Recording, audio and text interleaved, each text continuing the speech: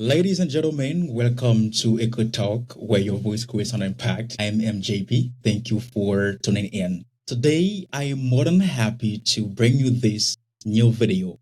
Luckily, I'm not alone. I have with me a great individual. His name is 𝗦𝗲𝗏𝗏, aka 𝗦𝗲𝗏𝗵𝗘. When it comes to languages, you can rely on him. He is a person I would like you, or I invite you to know more about, because he is a very great person, an enthusiast, and a person who has big passion for languages. Teacher Rames, welcome to Echo Talk. How do you feel about being here? Thank you so much. As you said, it's me, Rames, in the house, aka 𝗦𝗲𝗏𝗵𝗘. I'm really exalted to be given this chance, this opportunity to be here where I can, speak in order to make an impact. We believe in helping. We believe in, pushing others to move forward. We here are forced to talk and to push people to do nothing but to learn. As I said, he is a very great enthusiast when it comes to languages. You will know more about him along the way. And I have another individual with us. She is a very great person, an author, a mother, and of course, a Toastmaster. Not just a Toastmaster, a distinguished Toastmaster. Hello, 𝗦𝗲𝗏𝗵𝗘𝗥𝗥𝗘, aka 𝗦𝗲𝗏𝗏𝗏. How are you doing? Doing very well, thank you. How about you? I am doing well. Thank you so much for asking. How do you feel about being here in Echo Talk studio? I'm very excited to be in the studio with you. I know that you just released a new book. I think the title is First. Well, we can find this book just in case we would like to buy it or to order. First is my latest book, and you can buy it on Amazon. Wherever you are in the world, just type First or type my name, and my books will come up. And I hope you enjoy it, and send me some feedback after you have read it. It's a devotional. So we will just have the PDF, or we'll have the hard copy on Amazon? No, I don't have a hard copy. It's just the electronic version of it. All right. It's just an ebook. It's not a hard copy, it's an ebook. After you buy it, it's going to be sent to you by email, and you can read it from any device. Great. Dear Echo Talkers, go ahead and order yours. I have mine, and I've been reading it. This is a very interesting book. Thank you so much for your inspiration, 𝗦𝗲𝗏𝗏𝗏. As I said, I'm not alone. I have with me two great individuals. I know that Rames, aka 𝗦𝗲𝗏𝗵𝗘, you always have something to share with your people. What do you have to share with us today? Do you have a new word or expression? What do you have? All right. So as you said, we always have stuff to share, words like, noun or adjective, adverb, whatever. Today, I am going to share with you a word which can be considered as the word of the day, which is coincidence. The word coincidence, it is a noun. A noun is one among the 8 parts of speech. Coincidence means that something that is occurring or something that is happening at the same time or at the same place. This is basically what a coincidence is. If you ask me for an example, I would go like, I meet you for the very first time, right? Maybe we go to a fair, or we go to assist a wedding ceremony, or to attend a football game at a stadium, and I bump into you for the very first time and I say, hey, you know what? We definitely need to talk, and we start having a conversation. By having this conversation, I'm telling you how much I love football. And at the same time, you're telling me you do too. And what can we say? Hey, what a coincidence. I didn't believe that it would be the same as mine. Like, I like to do something, and at the same time you like to do it. As a matter of fact, in that case, we can say what a coincidence. Again, the word of the day is coincidence, which is a noun, and a coincidence is the act of occurring at the same time or at the same place.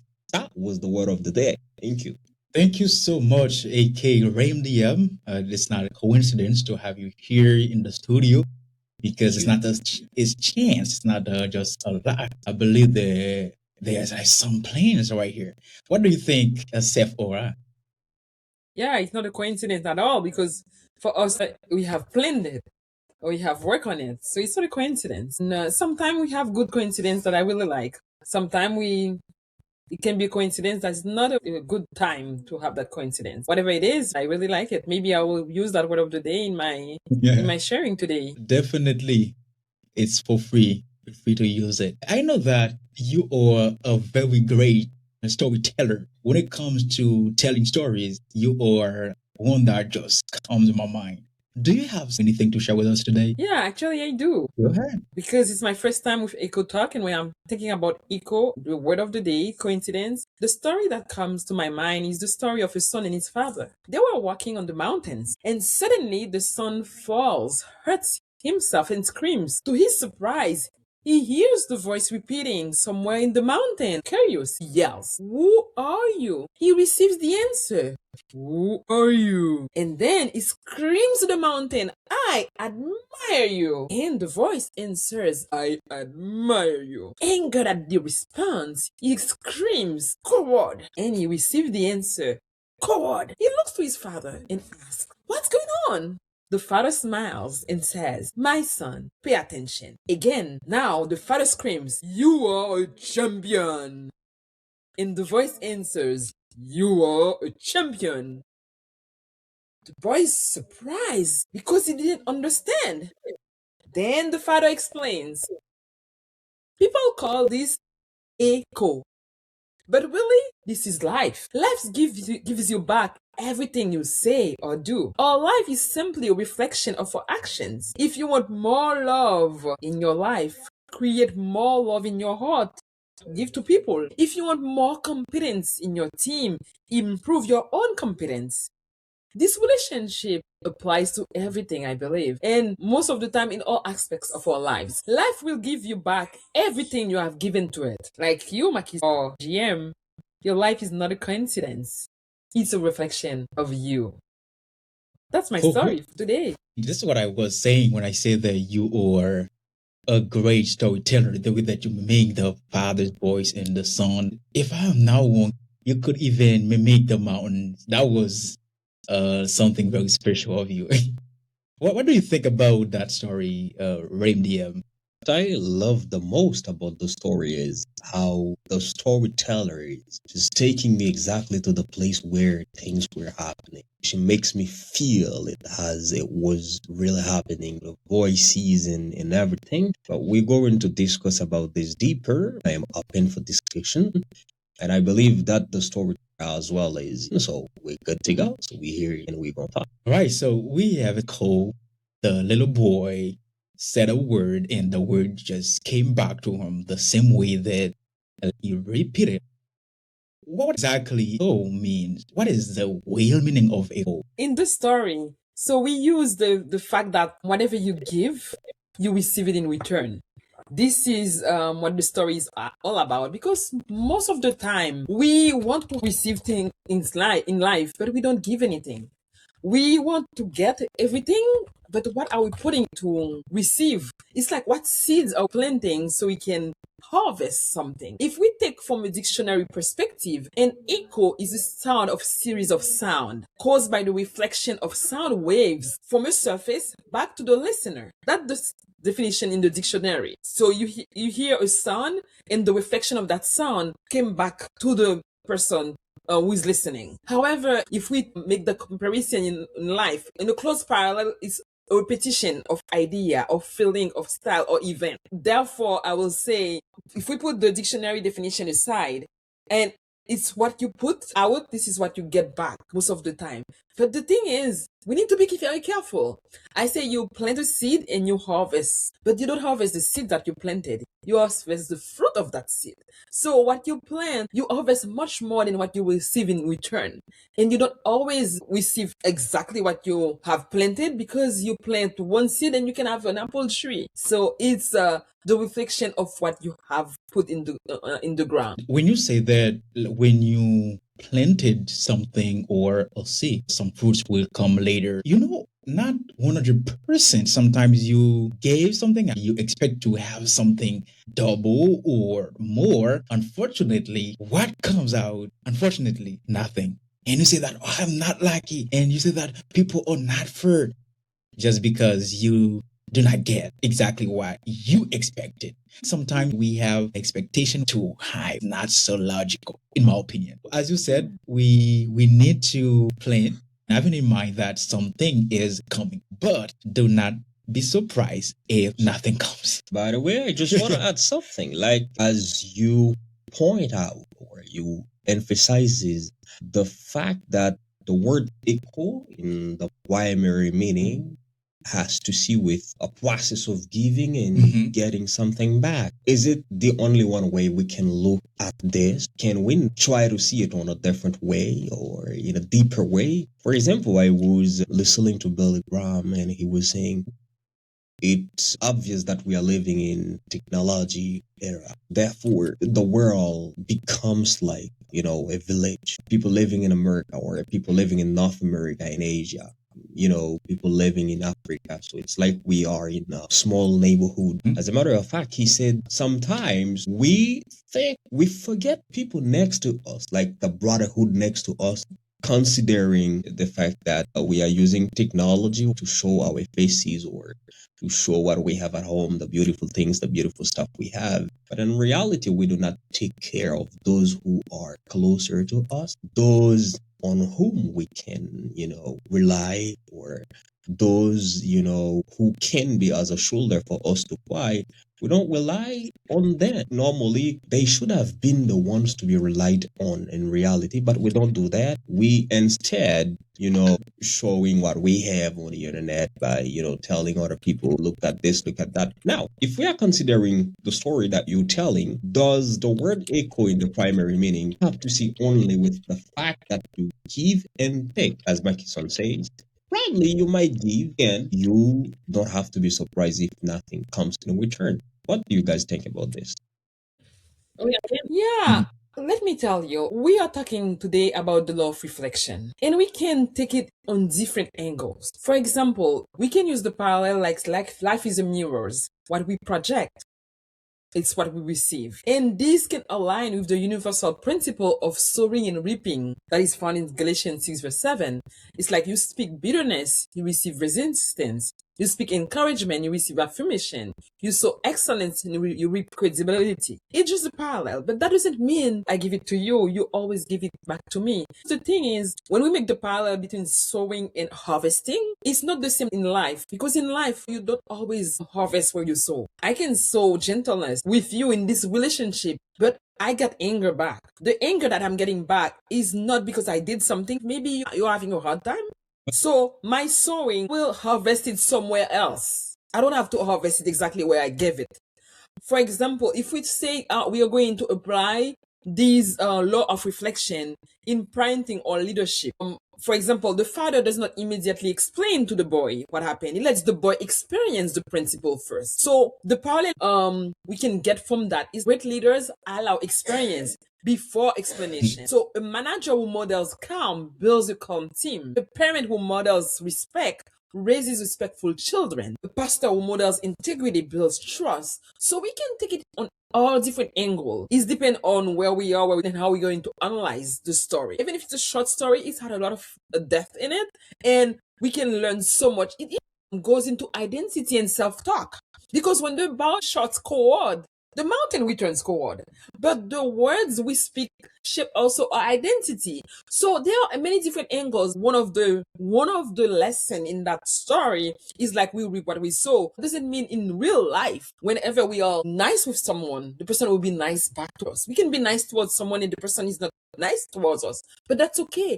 What I want us to understand, or probably people will listen to us later on, don't get bitter because somebody doesn't give you back your kindness. Don't let you be influenced by that person. If you're a kind person, remember, an apple tree cannot give mangoes or pears. You are going to remain a kind person, whatever you get back, because you are keeping in soaring.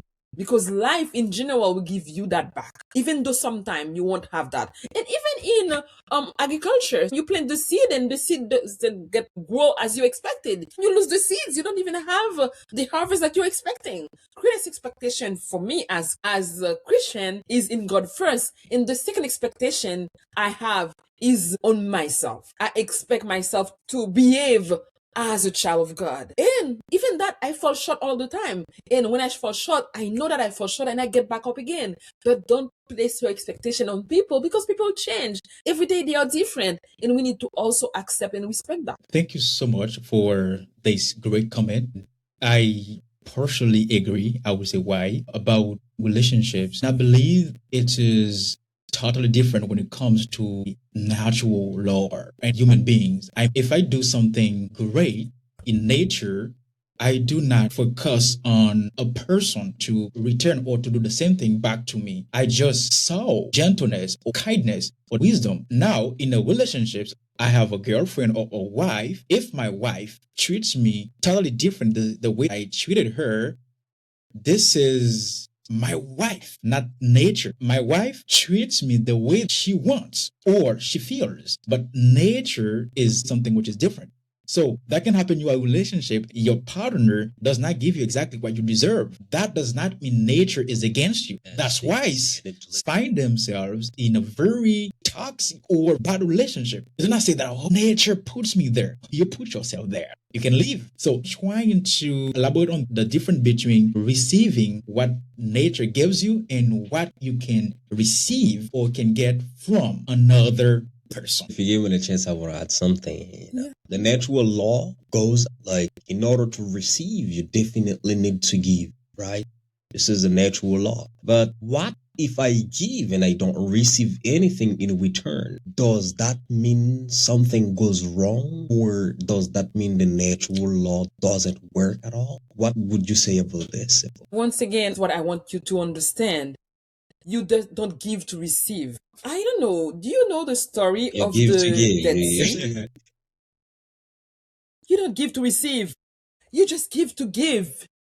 You just give because you're sharing what you have, the gift, the talents, whatever you have, you're sharing with your loved one, you're sharing with your family, you're sharing with the world. Now you get back what they want to give you. They don't have to give you because you give them. Because this is where the misspecific expectation come. This is why we have all the defensiveness, all the distance. It's create a lot of bitterness, forgiveness, because we want to manage people or do whatever we are expecting from them. But let me tell you, yes, it's nice, as 𝗦𝗍𝗫 said, like let's say he gives a compliment to his girlfriend.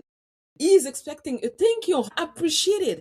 But if the girlfriend doesn't answer, but if that girlfriend doesn't answer like that, it's okay, because you need to let her be herself. Because in that moment, when you say, my dear, you look so great, maybe she just had a harsh conversation with her boss. Maybe she have a period cramp 2 minutes earlier. She's not in the mood. She's not in the space where she can answer to that compliment. So if she looks at you like in the answer, it's not because you're a bad boyfriend or bad spouse. No, it's your turn to interpret. I think it's because in that case, the boyfriend is considered to be bad. In any case, no matter what happens, no matter what the case may be, when boyfriend compliments you, the response should be, the reciprocity should be. I respect that. For example, I say, I love you, honey. You gotta say, hey, me too, daddy. No, no matter what happens. You're going to be in trouble in your relationship. I'm sorry. Yes, I agree. In general, it should be the expectations, but don't be surprised if you don't get it time to time, because the person you are dealing with is not a robot. Only a robot, when you press the button, it gives you the same answer over and over. It's a person. You need to let the person be the person to be. They should be in a space where sometimes they don't want to say I love you back, because probably there is something in a relationship that they don't like, that they need to discuss with you. No, it's your turn to say, honey, are you okay? What happened? Do you want to talk? What about concession? The fact of making concession. Okay, I agree. You don't understand. I don't understand either. We have to make this concession in order to make the relationship move forward. Concession is the key. I think we are leaving the subject. Exactly. Just we are leaving out the subject. We need to conclude. We need to conclude to go back on track. So before we go back to where we have just left off, I have my girlfriend, and I keep telling her that you're beautiful, or I love you. Never responds or answers positively. Let's say every day like that. I don't think I'm in a good relationship. Can I I second? understand 30 this second? sometimes. Let me give you a 30-second answer. I'm in a relationship. Someone who never Some- answers positively. How do you call her girlfriend? 30-second answer. Yes, sometimes so that can happen. She might be going through something that is very, let's say, hurtful or painful, and she cannot respond the way that I expected every day like that. Oh, I'm sorry. Matter of fact, you have no girlfriend. Two things. I'm girlfriendless. They are not the same. Before we dive into that example, we are talking about you always have to think, you always have the other of your back, and one day you don't have it. That's not always. That's It's different. totally different. Now, let me go back to the always. I got this example from our siblings that I really admire. Let's say I'm sitting on the chair, this chair that I'm sitting right now, talking to you. Let's say that I've been sitting on that chair for the past 10 days. Each time I sit on the chair, I fall off. Each time I sit on the chair, I fall off. But I keep sitting on it. What is the problem? Is it the chair or me? You are the problem. Exactly. That's the same. If you keep saying I love you, and she never answered, you keep saying the I love you are the problem. Because the first I love you don't get an answer, that's okay. The second you don't get an answer, you have two things to do. The first thing you do, you talk to that person to understand why I'm not getting an answer. Why am I saying I love you, never respond? Can we talk? Can we discuss? Can we get into an agreement on how I can help you? If you haven't done that, you keep saying the same thing. You are the problem because you need to find out what the problem is. Now, let's say you did it. You ask and you don't get an answer. Like you said, the relationship is not a relationship for you to stay because you don't get what you are expecting in that relationship. But don't tell me that the chair that is being broken is you keep sitting on it. The chair is not the problem anymore. You are the problem. I don't understand. So it's not typically a gender debate. It will need to go back to the main topic. But before we go, I would like to say that the comparison is good, but I would prefer to use individuals instead of using an object. Now, relationship is not a battlefield, not a competition. If I am the man telling you every day I love you and you never respond or give me, let's say, the answer, teach me how to say it because we all grow together as a couple. That is important. For example, I'm gonna add something. I have my wife. She cooks for me every day. I say, I need this recipe. Let's change it because we are growing together. It's not a competition. It is a union where we work together to share love, grow as couple. What I want to add is this point will go against Sephora's opinion. Why? Because she believes that if you tell her that I love her, you need to stop. What about consistency in that case? This consistency that you are preaching everybody to be consistent, don't give up. I believe by telling her I love her, this is definitely going to be a habit. And as a matter of fact, she's gonna, understand, and one day she will get back to me with the reciprocity. That's the reality. Brother and sister, need to go back to the main topic. This is gonna be a vast one if we keep talking about this. But I haven't had any chance to respond yet. So it's gonna be like that. There will be a back and forth. No, just last respond. Okay. Last response. Are you First, sure? I like your approach, Maki-san. I agree. The recipe example is correct. If you don't like the dish, you tell her that and you change the menu together. That's wonderful. But if you don't like the dish, you never say it. How will she know that you don't like it? I'm taking an example. Let's go back to consistency because I want to be short. Please, be short. Let me tell you. Consistency matters. Consistency in doing good things. But consistency in bad things matters also. Because the example I took regarding the chair is like you're consistently sitting on a chair that is broken. When something is broken, you need to fix it. Because remember, you keep saying, I love you. You don't get an answer. So it's broken. Now you need to fix what's broken before you continue to say, I love you. This is what I'm saying. No, let me tell you. No, it's not for women, there's something else. I don't care about how many times you say you love me, but how about your behavior? Let's say, for example, I just caught you cheating with another lady. I just found a text on your phone or a condom on your pants, and then you tell me I love you. It's like you're kidding me. No. It's not another topic. What I'm saying is like sometimes you think about saying the word, it's only what matters, but it's everything that goes with it. Because if you don't have the right behavior, you cannot expect me because you say the word and I'm going to be excited and say I love you too. Don't take me for a foolish person, because remember, criticism breeds defensiveness, honor breeds loyalty, neglect breeds distance, investment breeds closeness. So people often blame others for the echo they created, because when you don't get the "I love you" back, it's not because she doesn't love you or something. There is something that needs to be resolved. You need to take time to resolve it so you can get that closeness that you're looking for to have. I see stop what here. you mean. It's closed. Yeah, I see what you mean. But this person that you were describing, like you find something in the pocket, it's not me. I'm not. I will never be someone like that. I'm just taking an example. How can it be you? It's none of us. All right. It's none of us. Life is not about coincidences. What is your comment on that? It's a reflection. So what does that mean? I could say in the story, the father let the son learn the lesson by himself. Is that correct? I didn't like to help my sister when she was doing the dishes. Me, I was playing football all the time and stuff like that. And I used to be knelt down, something like that. My father used to punish me a lot. And now I become to understand why.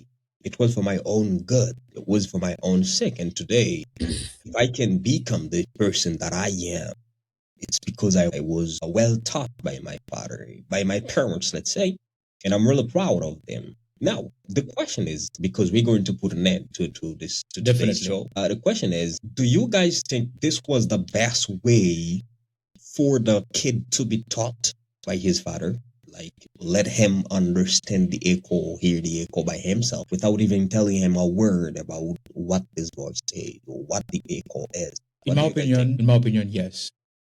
This is definitely the best way the father could teach the little boy. When I was younger, my mom used to tell me not to do this, not to do that. I wanted to try by curiosity. When I found out, like, I got hurt, I say my mom was right. Sometimes we need to go to test it to see how it works, to see that Sephora was right, Rames was right.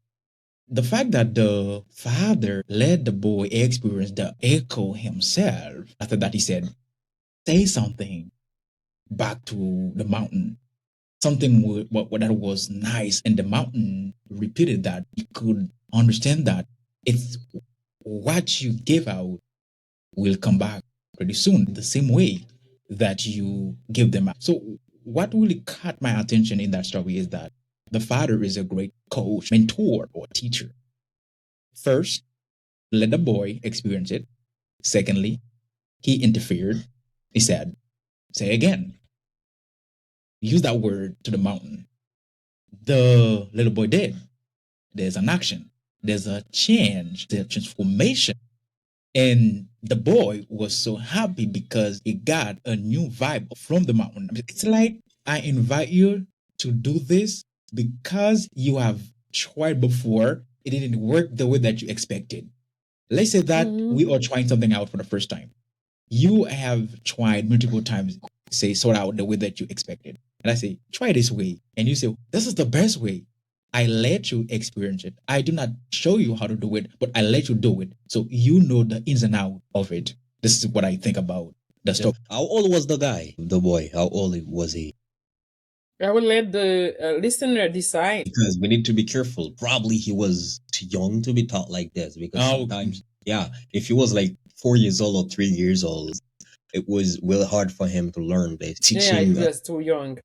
Yeah. But you know, but it was like something 12, it was good to go. Yeah. You know that story? It looks simple, but it's universal. Yeah. Because that story touches character, leadership, relationship, faith, emotional maturity, responsibility, and identity. The surface teaching of this just short story have 5 to 7 parallels. Under the leadership coaching, we can have at least 12 parallels. And for the deep spiritual or psychological workshop, you can have up to 20 parallels. A lot in that little story. And I agree with you, Maki-san, what you said, because the father says, pay attention.